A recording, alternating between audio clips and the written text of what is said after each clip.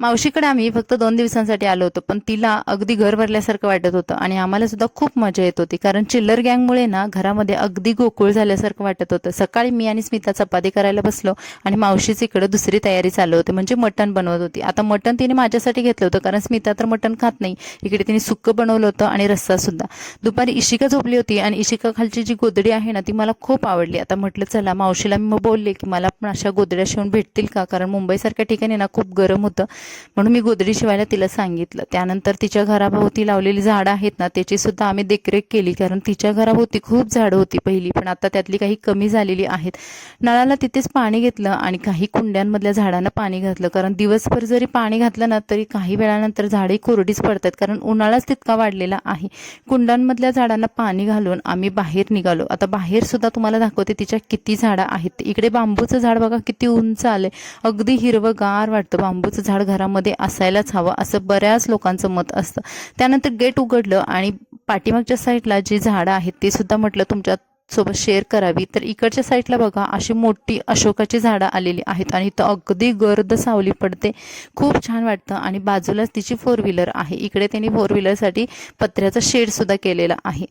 त्यानंतर इकडे आहे कडीपत्त्याचं झाड, ज्याची हिरवीगार पानं बघून असं वाटतं की भाजीला कधी एकदा फोडणी देतोय. परत मावशी पण आली आणि तिने सुद्धा आम्हाला इकडची झाडांची थोडीशी माहिती सांगितली. तिने कोणत्या प्रकारची झाडं लावलेली आहेत, कसं आहे ते सर्व सांगितलं. तुळशी वृंदावन तिचं एक वेगळंच आहे. खाली जे खांब आहे ना त्याच्यावरती तिने ते तुळशीचं वृंदावन ठेवलेलं आहे. खूप छान वाटतं. हिरवीगार तुळस सुद्धा त्याच्यावरती आलेली आहे.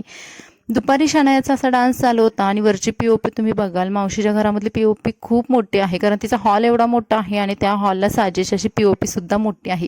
त्यानंतर तिनं बनवलेलं मटण आहे, त्याच्यावर ताव मारण्यासाठी आम्ही जेवायला बसलो आणि मटण खरंच खूप छान झालं होतं. आता मावशीने हे मटण बनवलं होतं गॅसवरती, पण ना त्याची चव अगदी चुलीवरच्या मटणासारखी येत होती. खूप छान झालं होतं मटण. आणि मला नेहमीप्रमाणे पाया पडून जेवायची सवय, पण मटणाच्या भाजीला सुद्धा ते काही चुकलेलं नाही.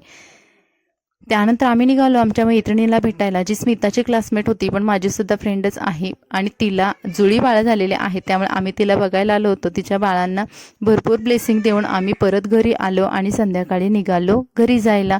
2 दिवस मावशींकडे मुक्काम केला, पण आम्हाला खूप छान वाटत होतं. बॅग पॅक केली, मावशीने आम्हाला हळदी कुंकू लावलं आणि त्यानंतर आम्ही निघालो घरी जायला.